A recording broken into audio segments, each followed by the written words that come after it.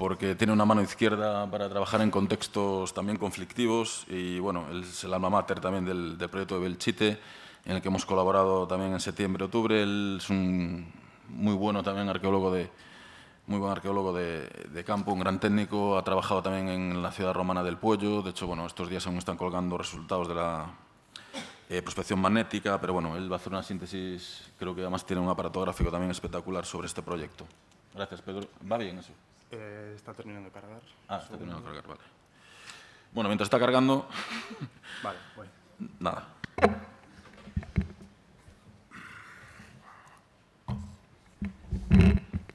Hola.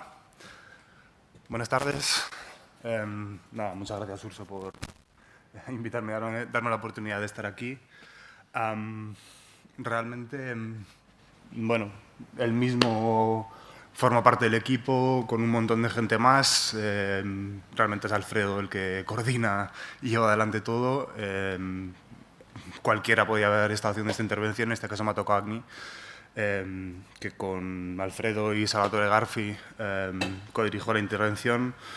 Alfredo un poco a nivel global, Sal con la parte anglosajona que forma parte del proyecto y yo un poco pues, a nivel Aragón y local, porque no solo tengo contacto con el proyecto a nivel profesional, sino que mi ascendencia proviene de Belchite, entonces conozco el terreno no solo a nivel patrimonial, sino personal.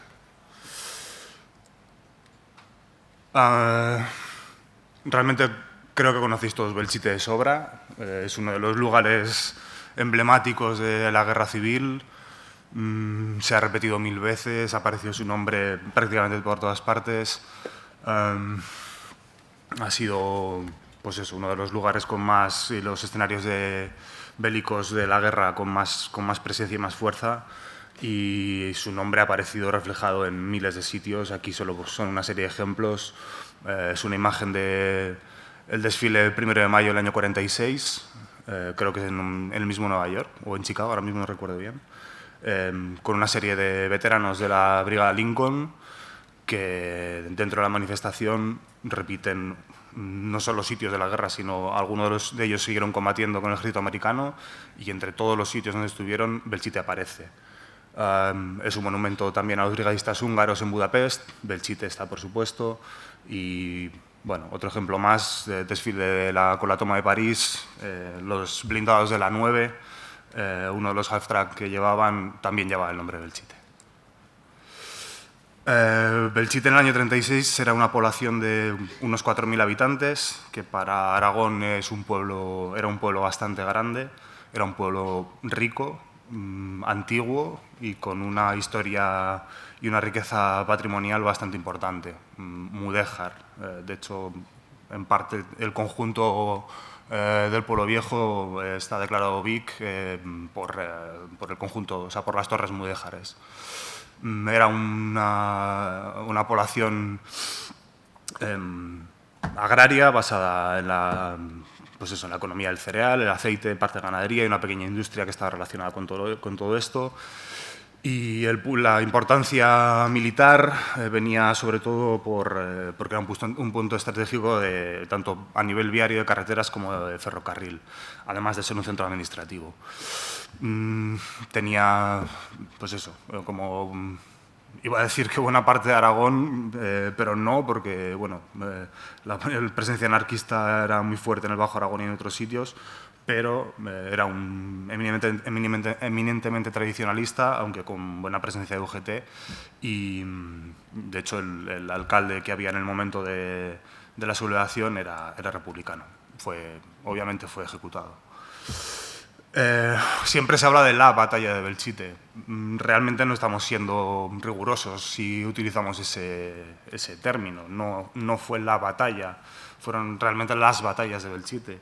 Incluso ni siquiera cuando se comenta habitualmente el tema en publicaciones o en difusión, siempre se hace referencia a la batalla del 37, que es la más famosa, y como mucho se hace referencia a a la ofensiva del 38, de marzo del 38, a la batalla de Aragón. Realmente hubo otras batallas de Belchite anteriormente. Ya desde agosto del 36, con el avance de las columnas catalanas, tanto desde Barcelona como desde Tarragona, uno de los objetivos que tienen es tomar la población, que no lo consiguen. Posteriormente, en noviembre, hay un intento de ofensiva potente en la zona, con esas mismas columnas, la mayoría de ellas anarquistas, que vuelven a intentar el asalto a Belchite, ahora a mayor escala. Vuelven a fracasar, un nuevo intento en diciembre, esta vez intentando apoyar otras ofensivas que se estaban llevando a cabo en Madrid y Teruel. Algunas de estas columnas, como la Lluverd o la Caroz, intentan este asalto y es el momento en que se conquista o se afianza el control de una posición importante de la zona, que es el Mojón del Lobo, que hemos hecho una pequeña actuación este año. Incluso antes de la batalla de Belchite, la ofensiva de Zaragoza realmente, hubo otra serie de combates en abril y junio que bueno, eran realmente una maniobra diversiva para la ofensiva que se desarrolló sobre Huesca en ese momento. La batalla denominada de Belchite realmente fue un episodio más de la ofensiva sobre Zaragoza, iniciada en agosto del 37, 24 de agosto concretamente. Realmente era una ofensiva, un intento de operación militar ambicioso, demasiado quizás. Intentaron actuar 25 brigadas, casi 80.000 hombres, y el objetivo real era la toma de Zaragoza, que había sido un objetivo deseado desde el principio de la guerra. El objetivo de las columnas catalanas inicialmente en parte era llegar a Zaragoza, y todo durante esa primera parte de la guerra siguieron intentándolo. Incluso había un plan de Antonio Ortiz que nunca se llegó a poner en marcha de hacer una ofensiva sobre Zaragoza. El asalto, esa ofensiva sobre Zaragoza, quedó frustrada por una serie de problemas que ahora no podemos entrar, pero prácticamente el día 31 de agosto, pocos días después del inicio de las operaciones, se aborta el objetivo principal y se siguen haciendo otros intentos en los sectores que ya estaban abiertos, y uno de ellos, el principal, es Belchite. La batalla de Zaragoza, la ofensiva por Zaragoza, se convierte en la batalla de Belchite. Se ha relatado muchas veces el día a día del asalto a la población, con todas las unidades que participaron. Realmente, aunque las líneas generales están claras, ha pesado mucho la interpretación basada en fuentes exclusivamente militares, y no solo militares, sino de escritores apologéticos del régimen, que al final terminaban por hacer una interpretación intencionada y manipulada y basada en la propaganda. Una propaganda que utilizaron los dos bandos realmente. Los republicanos también hicieron uso de ella en la misma batalla, de una manera bastante más light de lo que hicieron los franquistas. Había necesidad de éxitos y de triunfos. Realmente la población se termina de controlar el día 6. El día 3 ya empieza a aparecer en periódicos de Barcelona que Belchite ha sido conquistado y que la ofensiva ha sido un triunfo. No era cierto, todavía faltaban un par de días para que eso fuera así. Otra mentirijilla que usaron es que Indalecio Prieto, el general Pozas y alguno que otro más intentaron hacer ver que el triunfo había sido exclusivamente español, cuando realmente la participación internacional fue bastante importante. De hecho, fue decisivo las unidades de brigadistas internacionales para la conquista de la población. Realmente toda la construcción viene por parte franquista.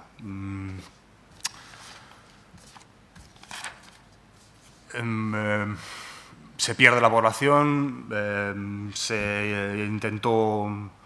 Uno de los objetivos de la ofensiva sobre Zaragoza era también desviar efectivos sobre la ofensiva que se estaba desarrollando en el norte. Santander cae prácticamente en el momento que inicia, con lo cual es inútil. El plan no funciona, pero aún así Franco en ningún momento se plantea desviar fuerzas para socorrer a la población. Aún así, la resistencia de la guarnición que había dentro del pueblo durante unos días queda grabado en el imaginario del ejército franquista, y en marzo del 38, cuando se inicia, cuando la batalla de Aragón rompe el frente y arrasan al ejército republicano en muchos puntos, entre ellos Belchite, Franco pocos días después va en persona al pueblo a agradecer y a hacer un gesto simbólico de todo el esfuerzo que se había hecho. Se pronuncia el discurso que se ha repetido en infinidad de ocasiones, que aparece en esta imagen de la revista de Reconstrucción, y ya en ese momento empiezan a hacer referencia a la construcción de una nueva ciudad, un nuevo Belchite, que reemplace o reconstruya inicialmente el pueblo que haya sido destruido en la guerra. Esto es en marzo. Inicialmente parece ser que el plan era simplemente reconstruir el pueblo. En mayo, el mismo Serrano Suller parece que cambian de idea o han pensado un poquito la situación y dice que se respetarán las ruinas, pero al lado de ellas se levantará una gran ciudad. Ya cambia el tema. Belchite es uno de los pueblos primeros adoptados por Franco, y desde 1940, un poco después de terminada la guerra, se organiza ya el tema de la reconstrucción del pueblo, o sea, la construcción de un nuevo pueblo. Para ello se construyen hasta 2 campos de prisioneros. Uno primero que aprovecha las estructuras del seminario que existía, que la mayoría de los presos son algunos de los brigadistas internacionales que incluso pudieron combatir allí. Y luego, posteriormente, se construye un nuevo campo que alberga hasta, en los momentos de máximo esplendor, hasta 1.600 prisioneros que se encargan de construir el pueblo nuevo. En 1940 se coloca la primera piedra del pueblo nuevo, y en el año 54, aunque el pueblo no estaba terminado de ninguna forma, el propio Franco lo inaugura. Realmente hasta los años 60 no se completa la obra y no se traslada a las últimas personas que habían continuado viviendo en el pueblo viejo. Desde luego, la destrucción, no solo por la batalla del 37, sino en parte de antes y luego sobre todo después, porque a nivel de tierra las tropas de Yagüe avanzan facilísimamente, pero hay bombardeos aéreos muy fuertes que contribuyen también a destruir la población. Realmente sí que aproximadamente el 30% de las construcciones quedaron destruidas, y un 80% con daños relativamente graves, pero eso no impedía haber reconstruido la población como se hizo en otros muchos pueblos con grados de destrucción parecidos.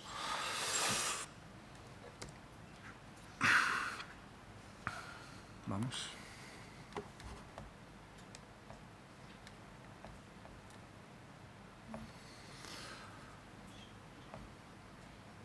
Para que os hagáis idea, esto no es como quedó el pueblo viejo de Belchite después de la guerra.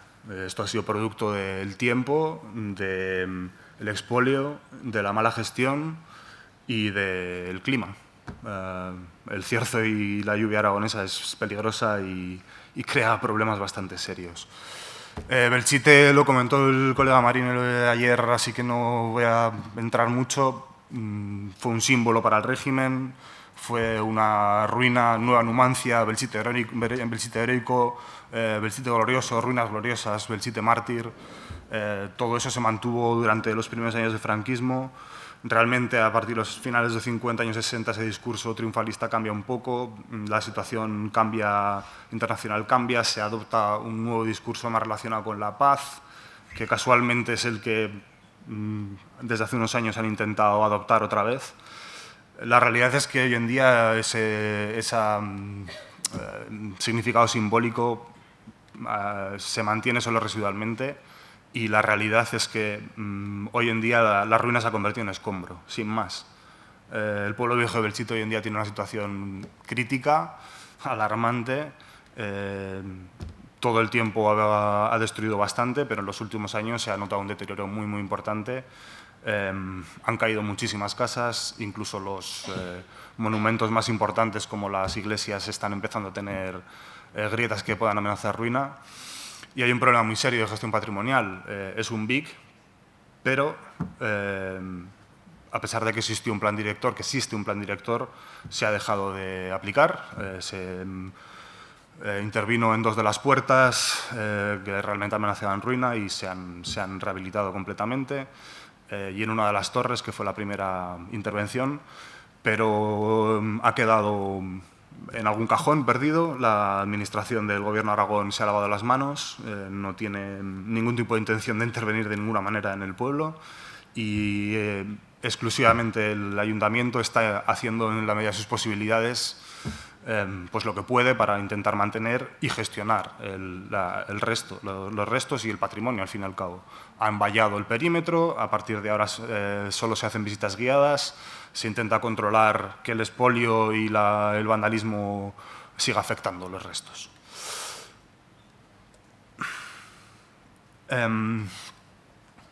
Alfredo hizo ayer pues, una introducción, tocó la parte más reflexiva y más interpretativa de todo este contexto.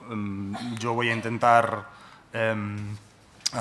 dar una visión más directa, más metodológica, más de campo de los trabajos que se han empezado este año 2014. Realmente haciendo un pequeño avance de los resultados que hemos tenido en la intervención de este año.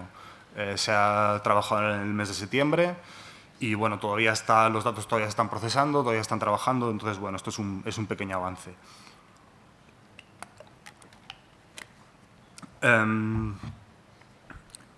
Como continuación de toda la línea de trabajo que ha llevado el equipo de Alfredo y del Incipit, después de haber intervenido en un montón de sitios, Belchite era, pues como decía, un sitio muy potente y muy importante.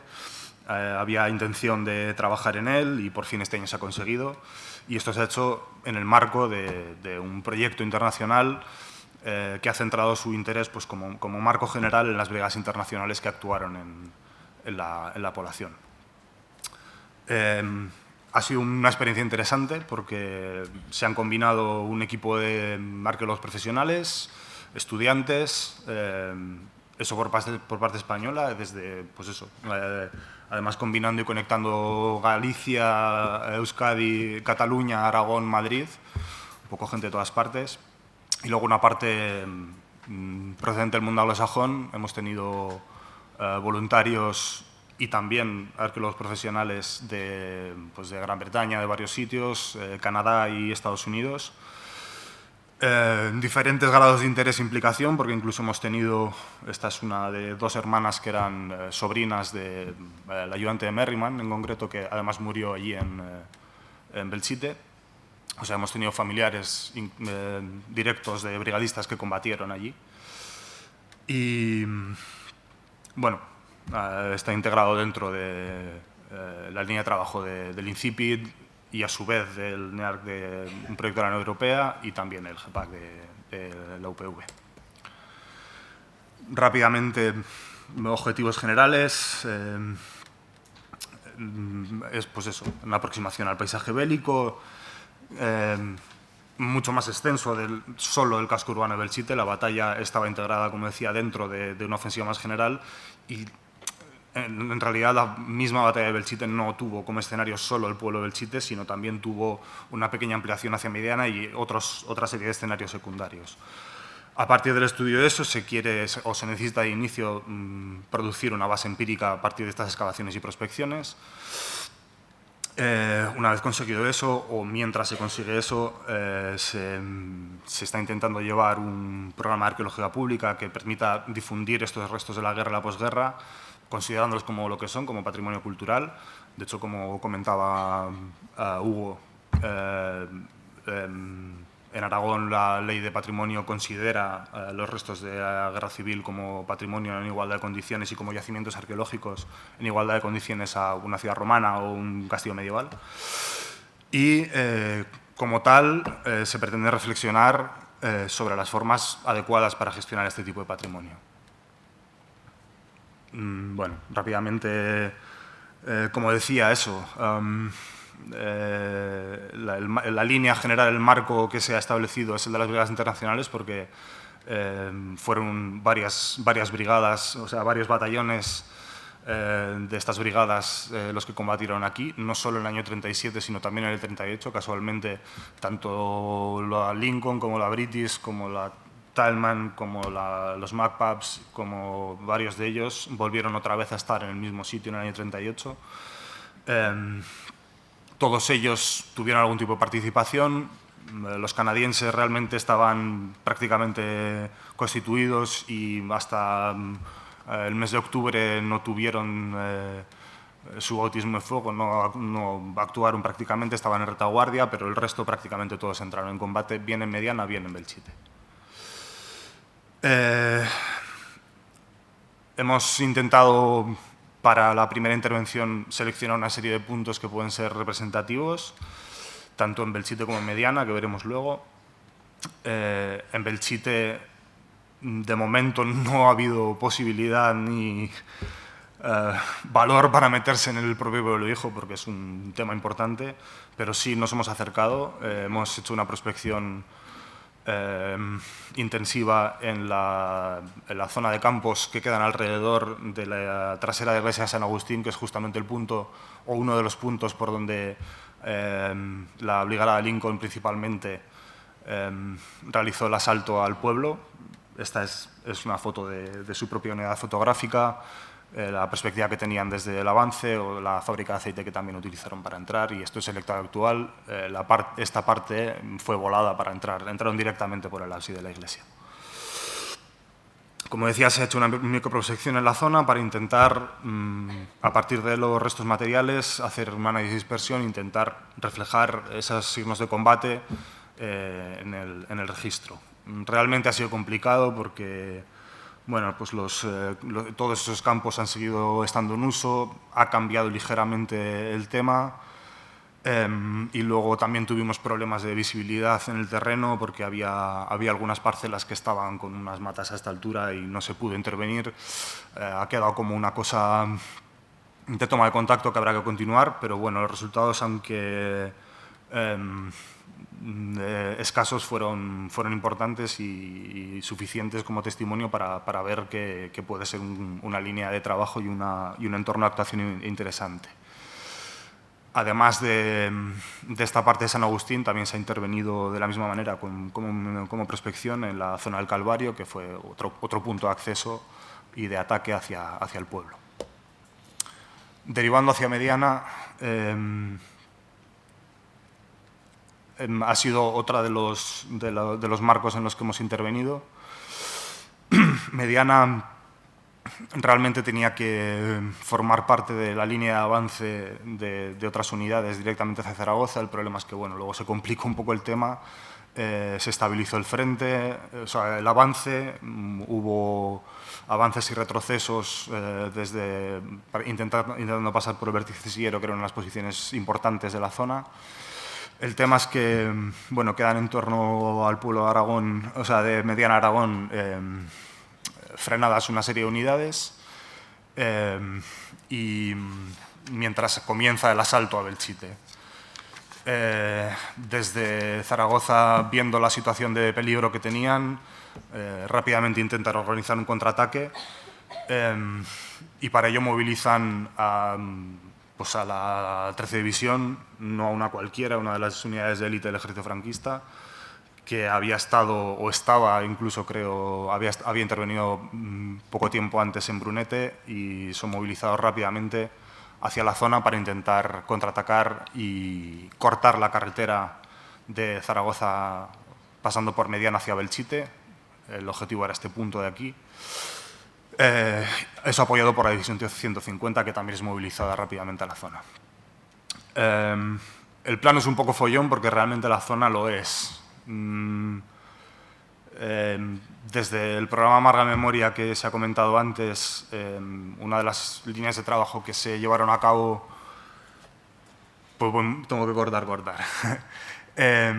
Fue un inventario de los vestigios de la guerra civil en las 3 provincias. El inventario de estos vestigios en esta zona mediana creo que tiene solo 5 entradas.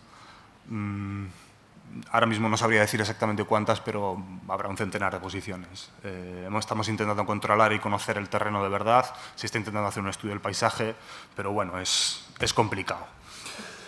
A ver si con esto lo vemos, no sé si la resolución va a ser suficiente, es un pequeño vuelo virtual. Es la línea de avance que llevaron, están todas las posiciones que había o que se construyeron después, pero básicamente van asegurando y van tomando toda esta línea de aquí hasta el punto en el que esta parte de aquí es donde se alinean las divisiones republicanas o las brigadas republicanas. Ahora no recuerdo cuál era exactamente. El caso es que es necesario movilizar a varias brigadas internacionales, entre ellos la British, para controlar la línea de avance franquista que se los estaba comiendo, básicamente.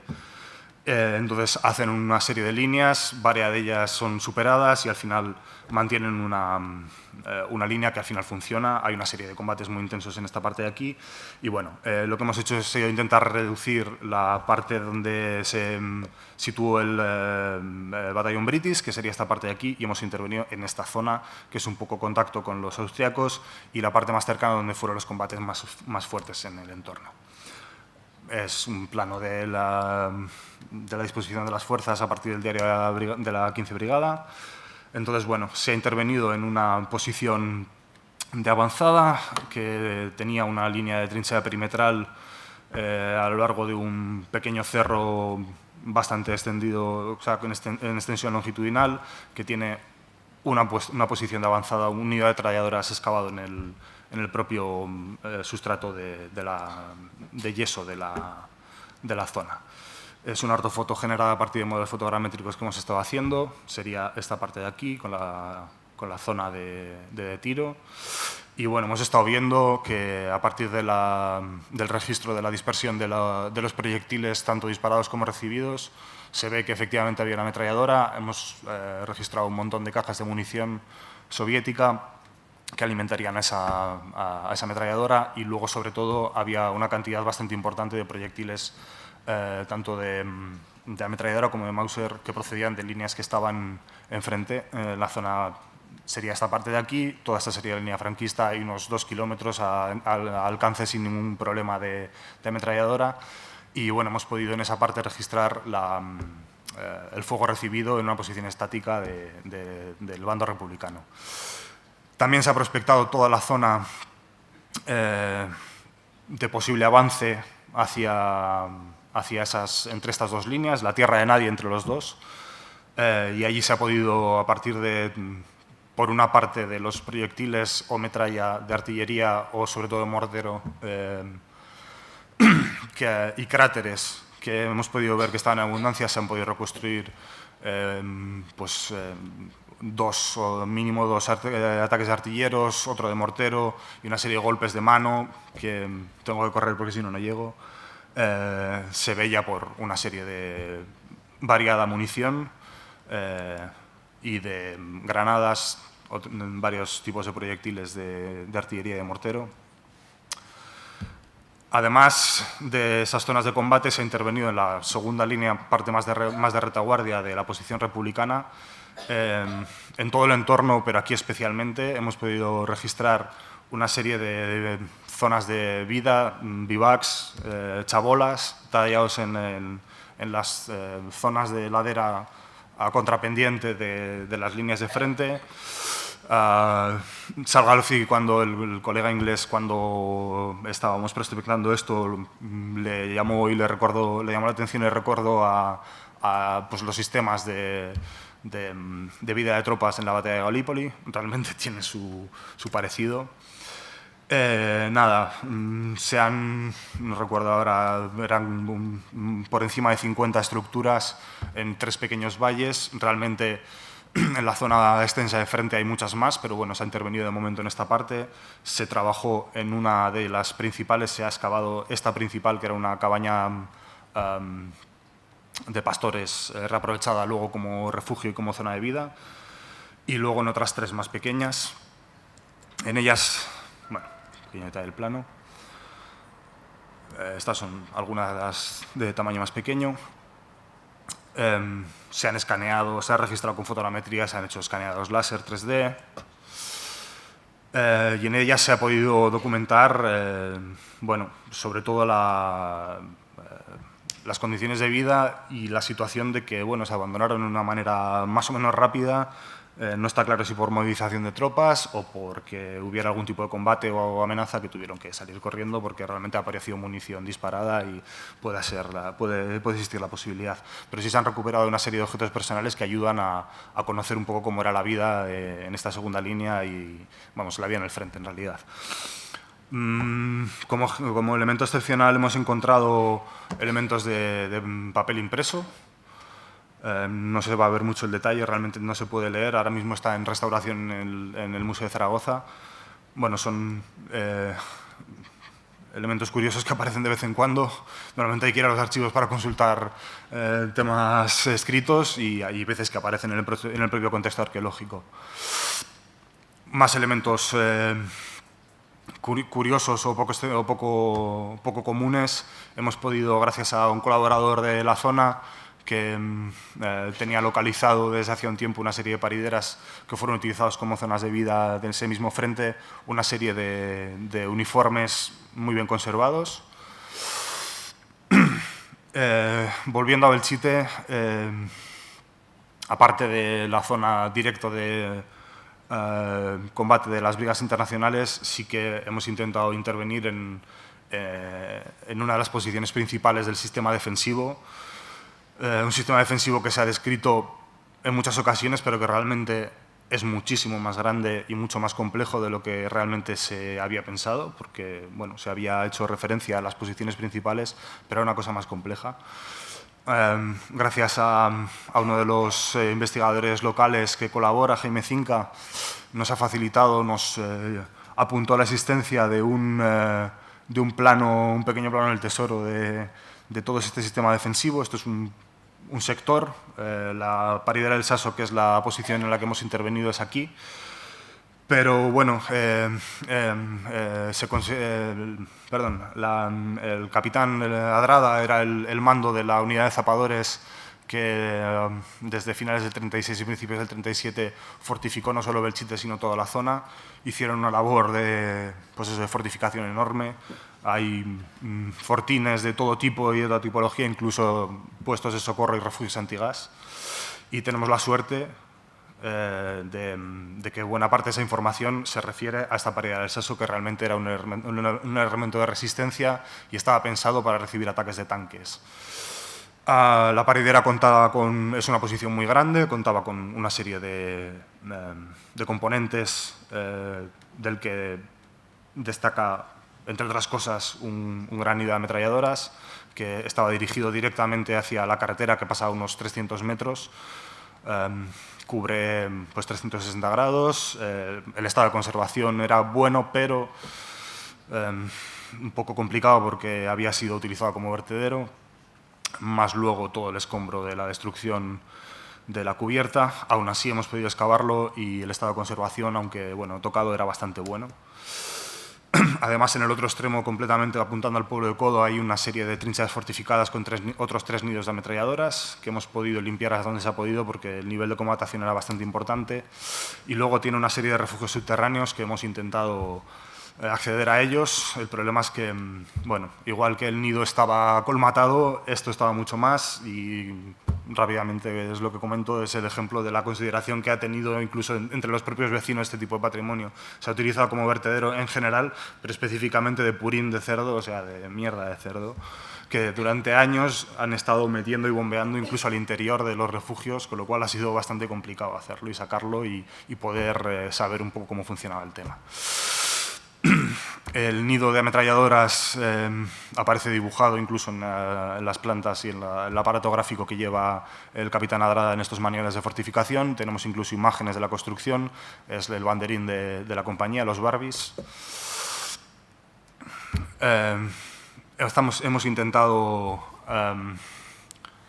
aplicar las nuevas tecnologías, que por suerte ya no van siendo tan nuevas, y en otras cronologías y en otro tipo de patrimonio cada vez se utilizan de manera más frecuente, y por suerte también en temas contemporáneos, arqueología de conflicto, de guerra civil, por lo que veo colegas de Pinto y otra serie de gente lo está utilizando también. A partir de modelos fotogramétricos y otra serie de recursos lo hemos estado aplicando. Todo se ha registrado con estos modelos. Si queréis ver esos modelos en movimiento, hay un perfil en Sketchfab que se puede consultar lo que hemos estado haciendo. Y estamos también intentando hacer reconstrucciones virtuales. De momento son 2 bocetos o 2 propuestas de la reintegración de la cubierta a partir del propio modelo, de los restos tal y como están conservados y de la situación de la ametralladora como estaría colocada. Toda la posición se construyó realmente en una paridera, un corral de ganado que ya existía anteriormente. Esa paridera era la zona de vida y de refugio de las tropas que estaban acantonadas. Eran unos 200 personas, no está muy claro si para toda la zona del Saso o solo de aquí. La excavación de la parte que se ha podido hacer en el interior de la parte cubierta de este corral nos ha permitido reconstruir un poquito la vida cotidiana de los soldados franquistas que estuvieron viviendo allí. Entonces, bueno, se ha podido reconstruir un poquito la dieta y los usos alimenticios que tenían. Se han recopilado sobre todo restos de cordero, troceados, comidos en forma de guisos y calderetas y tal, incluso restos de salazones. Estos son espinas de congrio, que es un pescado en salazón que se consume habitualmente en Aragón. Y luego, pues, en varias zonas de combustión y hogares también han aparecido restos de cebada que se tostaba y se utilizaba como sustituto del café. Se han hecho análisis de dispersión, por supuesto se han ubicado absolutamente todos los materiales que se encuentran. A partir de ahí se hace análisis de dispersión y se ha intentado reconstruir pues bueno, el proceso tanto de uso como de destrucción posteriormente. Latas, vidrios, todos estos análisis de dispersión se han hecho. Se han recuperado varios tipos de objetos personales, escritorio, monedas, una serie de cosas. Y aquí viene uno de los problemas que nos hemos encontrado. Decía que el relato de la batalla de Belchite es un relato aparentemente cerrado, pero poco a poco nos estamos dando cuenta que no es tan así. La paridera puede ser un ejemplo que nos puede ayudar a intentar hacer un análisis un poquito más exhaustivo, más científico, y que hará necesario revisar de nuevo todas las fuentes de manera crítica y científica y ponerlas en común para conocer un poco cómo pudo funcionar la historia. Porque el relato oficial sostiene que la paridera fue entregada por los propios soldados franquistas que mataron al oficial, a un alférez que la controlaba, y la entregaron al enemigo. El problema es que, revisando un poco los testimonios, se repite variando un poco ese relato, pero también existen los diarios de Nila Montoral, que era el jefe de la 32, si no me equivoco, de la unidad que tomó, republicana, que tomó la posición. Según ellos, aparentemente fue un golpe de mano, que los pillaron por sorpresa y prácticamente no hubo combates. Hay una serie de cosas raras. Realmente luego el registro arqueológico nos está diciendo que efectivamente combates hubo, y no solo combates cuerpo a cuerpo, sino que hubo bombardeos de artillería bastante fuertes que, a partir del registro material, nos pueden ayudar a saber qué pasó. Este tipo de nidos, y sobre todo a partir de la información de Adrada, el constructor, estaban pensados para ametralladora Hotchkiss. Nos hemos encontrado con un problema. La gran parte de la munición del interior y sobre todo del entorno del puesto de ametralladora son casquillos de Level. Entonces cabe la posibilidad de que fueran Hotchkiss francesas, o posiblemente realmente lo que tuvieran ahí fuera una ametralladora Saint-Étienne, que sabemos que tenían, porque estos son imágenes de los propios Barbies y de tropas que estaban acantonadas en Belchite que tenían esa arma. Hemos encontrado evidencias de bombardeos bastante intensos, tanto con proyectiles de artillería como de mortero, de distintos tipos, y además, sobre todo, en alguna de las zonas con proyectiles metralleros había una dispersión bastante importante de estas bolitas. No me puedo parar. Y además, sobre todo, la dispersión de la metralla nos ha permitido ver cómo estos bombardeos impactaron directamente en el interior. Incluso se destruyó un pilar que probablemente provocó la caída del techo y colmató el tema. Mojón del Lobo, rápidamente, hemos hecho como análisis inicial, un levantamiento con escáner láser, no existía ningún tipo de planimetría de ningún tipo, es una posición muy importante, desde allí se bombardeó en buena parte del pueblo viejo del Belchite y bueno, en el futuro esperamos seguir trabajando, pero por ahora solo se ha hecho esto. Rápidamente, para acabar, sí que se ha empezado a establecer una serie de actuaciones de cara a difusión de arqueología pública. Se ha contado con recreadores para contextualizar y visibilizar un poco mejor todo el trabajo que hemos estado haciendo. Se han estado haciendo visitas para la población, para que conozcan los trabajos, charlas tanto para los propios voluntarios como para los miembros de la población. Se hizo uno antes y después para contextualizar y para informar de los trabajos que se había haciendo. Se ha ido retransmitiendo a tiempo real a través del blog y Facebook todas las actuaciones. Seguirá. Y bueno, en el futuro esperamos seguir trabajando en el tema. Hay un campo enorme de trabajo, es un sitio súper rico, hay un paisaje de guerra interesantísimo y un abanico súper amplio de trabajo que incluye tanto análisis de paisaje como de arquitectura militar, que es lo que se ha hecho de momento, pero también está el propio pueblo viejo y luego temas como en los campos de prisioneros en los que, si hay suerte, se podrá intervenir. Muchas gracias. Vale, gracias. Jorge, por favor, sí.